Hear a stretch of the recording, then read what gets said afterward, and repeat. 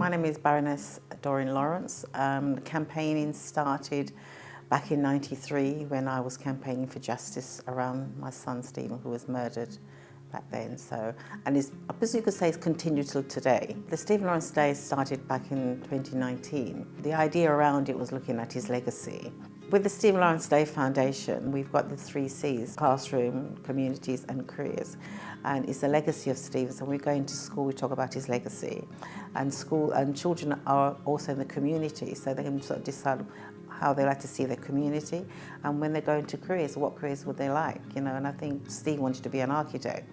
And so that young people can build on how they see Stephen and how he grew and how they would like to grow. When I was first approached about the portrait, I was surprised. I was really surprised. I was very honoured to be asked. I think seeing myself in a portrait is always a little bit, for me, daunting.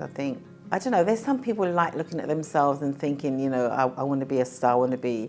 And for me, it's always something that I just think I'd rather be in the background and not be in the focus of attention. And no matter how much I try, then again, do I try hard enough? Because I think everything I do does bring me into focus. And I'm not doing it because that's what I want. I'm doing it so that Stephen's legacy and young people can take something from it. And so I think the portrait probably allows them to do that. On the 19th of May, when Thomas came up to Leicester to the opening of the research centre, the research centre has all of Stephen's, like his books, his artwork, he was into athletics, so he's got his running shoes. He was part of a Cubs scout, so it had his jumper in there and his cap. So all of those things are there for young people to sort of look at Stephen as just an ordinary young boy growing up.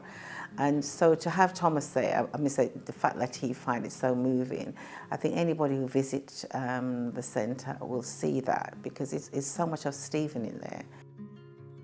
My favourite portrait is in the National Portrait Gallery is Mary Seacole, because she reflects what it is to be somebody who wants to help and support others, which is what I tried to do over the years. And to have that there, I think is a symbol, and I'm hoping that people see my portrait as a symbol. I like visitors to take away to see somebody who was campaigning and trying to work and do the best that she could, you know, to support other parents as well, you know, who are suffering injustice, and just challenging the system where it needs to be challenged.